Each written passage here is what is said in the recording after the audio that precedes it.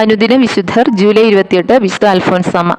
1910 August 19 Kottayam ജില്ലയിലെ കുടമാളൂരിൽ മുട്ടത്തുപാടത്ത് ജോസഫിന്റെയും മേരിയുടെയും 4ാമത്തെ മകളായാണ് വിശുദ്ധ അൽഫോൻസാമ്മ ജനിച്ചത്. 3 മാസങ്ങൾക്ക് ശേഷം അവളുടെ മാതാവ് മരിച്ചതിനാൽ അന്നക്കുട്ടി തന്റെ ശൈശവം അവളുടെ വല്യപ്പനും വല്യമ്മയ്ക്കുമൊപ്പമാണ് ചെലവഴിച്ചത്. പ്രാഥമിക വിദ്യാഭ്യാസം പൂർത്തിയായപ്പോൾ അവൾ തന്റെ അമ്മയുടെ സഹോദരിയായിരുന്ന അന്നമ്മ മുരിക്കന്റെ മുട്ടുചിറയിലുള്ള ഭവനത്തിലേക്ക് മാറി. വളരെ ചിട്ടയിലും നിയന്ത്രണത്തിലുമായിരുന്നു പേരമ്മയായിരുന്ന അന്നമ്മ അന്നക്കുട്ടിയെ വളർത്തിയിരുന്നത്. വിവാഹ ജീവിതം ഇഷ്ടപ്പെടാതിരുന്ന അൽഫോൻസ തന്റെ ആഗ്രഹപ്രകാരം കർത്താവിന്റെ മണവാട്ടിയായി ജീവിക്കുവാനായി തന്റെ പാദം ഉമിത്തിയിൽ പൊള്ളിക്കുകയുണ്ടായി. ഭരണങ്ങാനത്തുള്ള മഠത്തിൽ ചേർന്ന് അവൾ പഠനം ആരംഭിച്ചു.